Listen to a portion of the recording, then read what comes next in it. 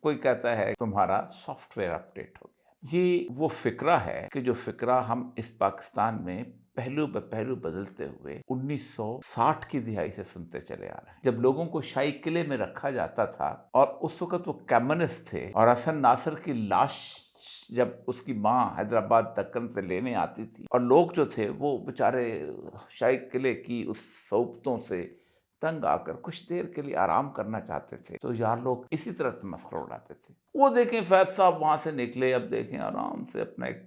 اخبار نکال رہے ہیں اور زندگی گزار رہے ہیں اور شاعری کرتے ہیں، بڑے آئے تھے انقلاب لانے والے۔ یہ باتیں وہ لوگ کرتے ہیں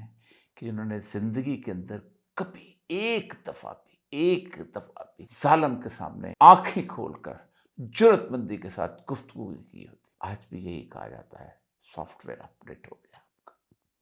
یزید کے ساتھ کمپرومائز کر لیا ہوگا تم لوگوں نے۔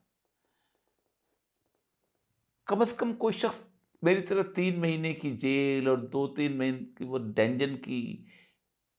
مخفی شدہ زندگی گزارنے کے بعد اگر مجھے تانا دے یہاں میں نے گزار لیا ہے لیکن میں یزید کے سامنے کھڑا ہوں، تو پھر تو ٹھیک ہے۔ لیکن تکلیف اس لیے بیان کر رہا ہوں کہ میں اس سارے ایپیسوڈ سے ابھی تک